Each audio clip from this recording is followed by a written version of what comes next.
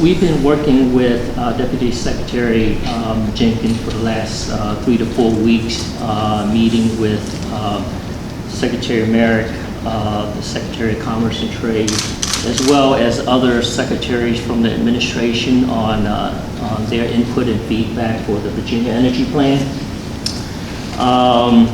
The administration recognized that Virginia has a very attractive electric energy rate and is competitive for business and industry among our peer groups in the Mid-Atlantic region.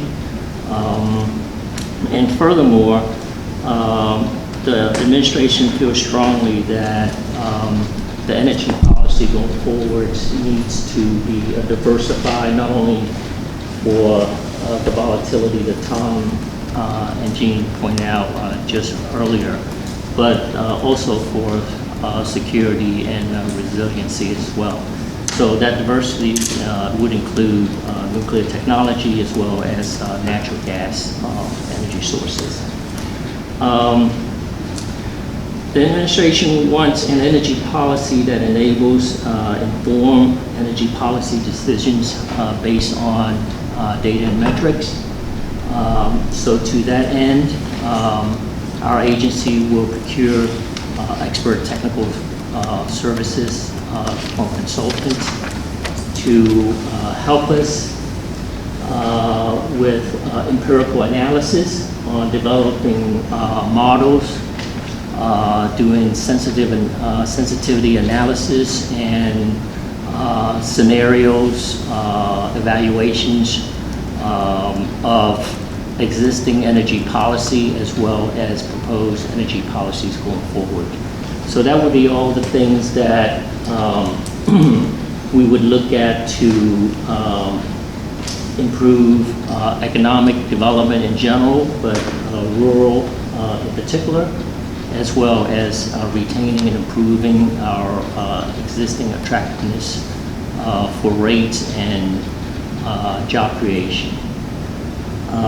So this energy plan is due October 1st, and that will be a starting point, but we will continue to do further analysis and development of that plan throughout the administration's term. This will be a living document that will set us on a course that not only for this administration, but for future administration as well. So with that, I'd like to ask if Deputy Secretary Jenkins is still on the call, if she likes to add anything.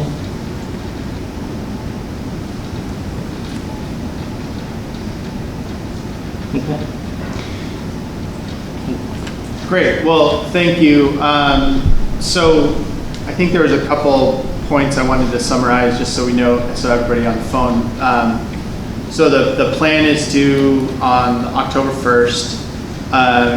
Virginia Energy is the lead, correct? But is engaging other agencies? Correct. And then so you talked about some outside consultants to do kind of energy modeling, market, maybe analysis of different energy policies. Is that correct? Are they engaged now or to inform the energy plan, or is that just going to be also just kind of an ongoing process? It will be a two-step approach. There is a short-term approach that will take us, that will have the consultants work with us to produce the energy plan that's due October 1st. And that's a tabletop exercise of all the existing analysis and reports that's been done, but clearly define costs and benefits and give us guidance on the risk to economic development and ratepayer protection. But then it will be an ongoing continuation of the consultant's work to further refine and build models to help us have levers to adjust to the changing energy market, and to also implement new energy policy as well. I have a couple questions, but Scott, I see your So I'm curious how you all are taking into account, I guess, work that's previously been done, and I'm thinking there's this group, the strategic plan, at least taking that into account and taking a deeper dive or asking questions, leveraging off of that, and frankly, other groups, other authorities, that played in this plan that I'll call the larger energy space as you guys put things together. And then two, my second question is maybe more challenging, but how do you sustain whatever the policy is, going forward? Because regardless of whatever comes out in the end, through, the analysis that'll be done, these aren't, short-term fixes, in 4 years. Some of these things will take longer, and certainly nuclear in that case. So every 4 years, we're not seeing, shift in policy and sort of starting over again, regardless of what the choices are, whether it's nuclear or something else even for that matter. Yeah, so obviously our agency is charged with coordination of all the stakeholders, and we're staffing many of the boards. So we are engaged, and we plan to stay engaged. But to your point about being consistent and have continuity, so that's the intention of having modeling and data metrics driven decision making in place, so that we can inform not only this administration but future administration as well. Is there a specific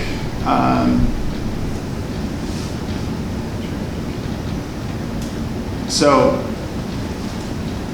let's take the decarbonization plan process for, I guess that was last year. There were public meetings and formal input opportunities. I'm trying to remember what the energy plan, is that the same for that, or is it more, I guess, is that, are there specific input points like for a group like this that would provide, or is it more that we should work with April and the Virginia Energy, and maybe it's just a discussion of the materials that are already available? What's the best point of entry, I guess, as this process is now picking up a little bit more? Yeah, I think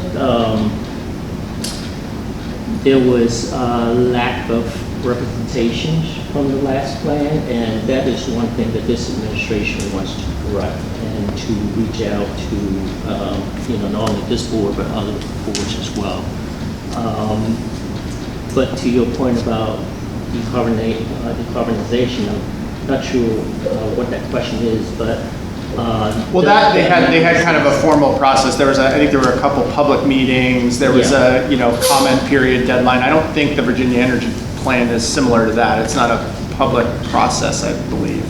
Tom, this is April. I just wanted to drop in on this. In the past, when past governors have done an energy plan, they have taken time to do a public comment.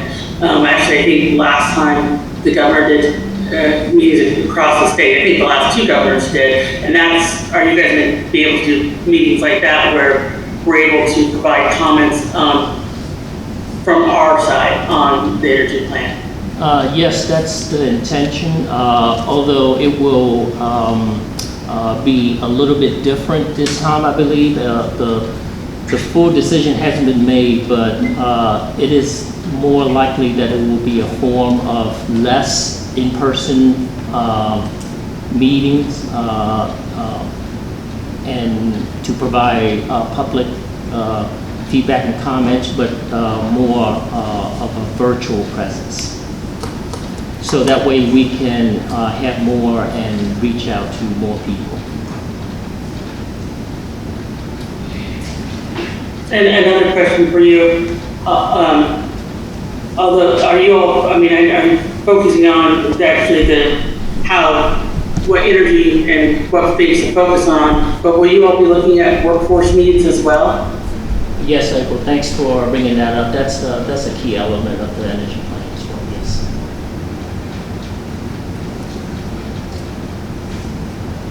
Other questions? Okay, well, thank you for the update. I would, and I know you all already know this, I would just continue to stress as much as April and folks on this authority can help with that process. Please don't hesitate to, through Brandy and everybody else, Larry, reach out to us directly. I think one of the actions I took down April is we should probably just try to set up maybe some time with the Virginia Energy team through VNEC, to provide all the different materials and things that have been produced in the last, 4 years.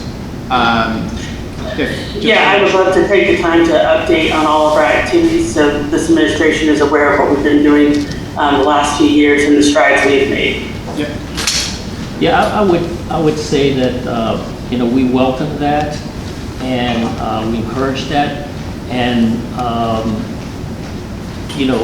obviously it will happen before the release of the October 1st energy plan. But do not be concerned if it's not fully vetted by then, because like I said, it's going to be a living document that we will continue to make adjustments to and adjust to the evolving energy market for years. So we want to have continued relationship. So don't make October 1st the deadline to just meet and because I think it's important that it's an ongoing. Absolutely. Great. Okay. Thank you. Okay, so April, I think you're up next with the VNEC update. Yes, so as everyone knows, we were directed through legislation to develop a working group for the development of a small modular reactor, advanced reactor technologies. We will be